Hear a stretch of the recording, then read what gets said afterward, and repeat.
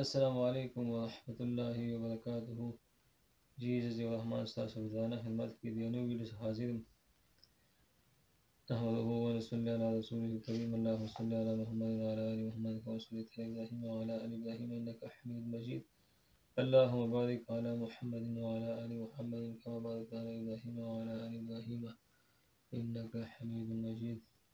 حضرت ابو هريرہ رضی اللہ عنہ فرمایي چې نبی اکرم صلی الله علیه وسلم ارشاد دی چې ډېر روژه نیونکي داسې دي چې هغوی ته د روژې فایدو کې د سیوا د لوږې پاتې کېدو نه هېڅ نه میلاویږي، او ډېر شپه روڼوونکي داسې دي چې هغوی ته د شوګیرۍ د مشقت نه سیوا هېڅ نه میلاو شو.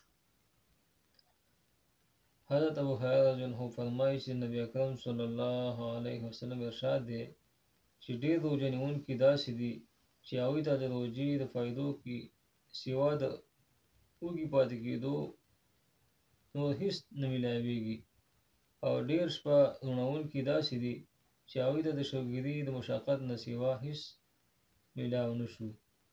فایده کې شیخ صاحب لیکي د عالمانو د دې حدیث په شرح کې یو څو قوله یعنې ویناګانې دي.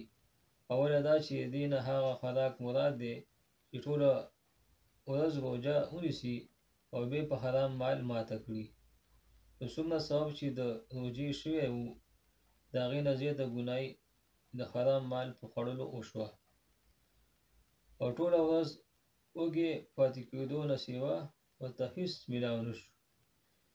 دویمه دا چې د هغې نه هغه کس مراد دی چې روژه نیسي او بیا غیبت کې لګیا اوسي، چې د هغې بیان مخکې روان دی.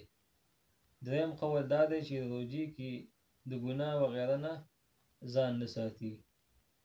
نبی اکرم صلی الله علیه وسلم ارشادات جامع یعنی هر څه پکې شامل دي، دا ټول شکلونه پکې داخل دي، او دې نه علاوه نور هم پکې داخل دي. همدغسې حال د شوګیرۍ دی چې ټوله شپه زړونه کړي او د زړه خوشحالولو دپاره لږ شان د غیبت یا څه بل کمعقل توب هم وکړي، په ټوله شوګیرۍ بېکاره شوه. مثلا د سهار لمونځ یې قضا کړو، یا یې صرف د ښودنې او د مشهورتیا دپاره ویښ پاتې شو او شوګیرۍ بېکاره شوه. بس الله پاک دې موږ او تاسو د صحیح روژې د نیولو توفیق راکړي. صدق الله العظیم. السلام علیکم ورحمة الله وبرکاته.